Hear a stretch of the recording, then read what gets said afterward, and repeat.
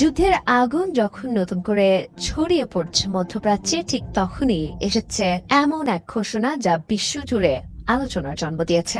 একের পর এক হামলা, পাল্টা হামলা, হুমকি আর উত্তেজনার মাঝেই ইরানের প্রেসিডেন্ট মাসুদ পেজেশকিয়ান দিয়েছেন এক সাহসী ঘোষণা।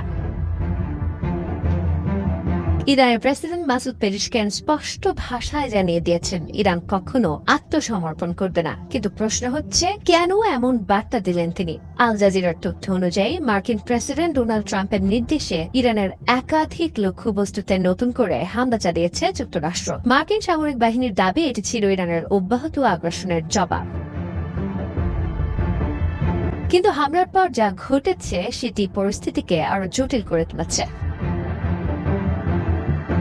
ইরান দাবি করেছে তারা পাল্টা অভিযানে বাহরাইন, কুয়েত এবং জর্ডানে অবস্থিত মার্কিন ঘাঁটিগুলোকে লক্ষ্যবস্তু করেছে। শুধু তাই নয়, হরমুজ প্রণালীতে দুটি জাহাজেও হামলা চালানোর দাবি করেছে ইরান। অর্থাৎ সংঘাত এখন আর কেবল বক্তব্য বা হুঁশিয়ারির মধ্যে সীমাবদ্ধ নেই।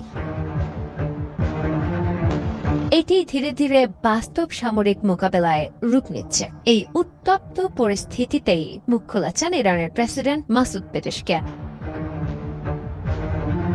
মাসুদ পেজেশকিয়ান বলেন, যুদ্ধ কখনোই কোনো দেশের স্বার্থে নয়, কিন্তু যদি কেউ মনে করে ইরানের ভূখণ্ড, মর্যাদা এবং মাতৃভূমির ওপর আঘাত করে দেশটিকে আত্মসমর্পণে বাধ্য করা যাবে, তাহলে সেটি একটি বড় ভুল ধারণা। এই একটি বক্তব্যই যেন ইরানের বর্তমান অবস্থানকে পরিষ্কার করে দিয়েছে। তবে ইরানের প্রেসিডেন্টের বক্তব্যের সবচেয়ে আলোচিত অংশ ছিল গাজাকে ঘিরে দেওয়া উদাহরণ।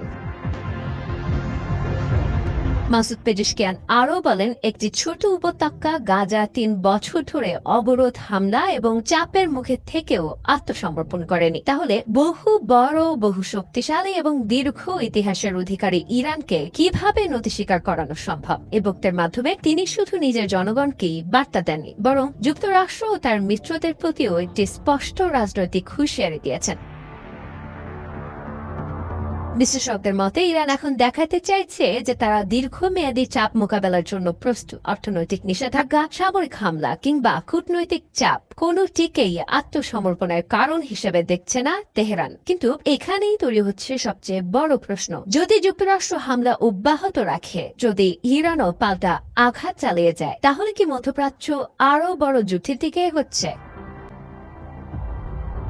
অনেক পর্যবেক্ষক মনে করছেন বর্তমান পরিস্থিতি অত্যন্ত স্পর্শকাতর। উভয় পক্ষই এখন নিজেদের অবস্থান থেকে এক ধাপও পিছিয়ে আসার ইঙ্গিত দিচ্ছে না। একদিকে ট্রাম্প প্রশাসন বলছে ইরানের কর্মকাণ্ডের জবাব দেওয়া হবে, অন্যদিকে তেহরান বলছে যে কোনো আগ্রাসনের জবাব আরো কঠোরভাবে দেওয়া হবে। ফলে পরিস্থিতি কেবল জটিল থেকে জটিলতর হয়ে উঠছে।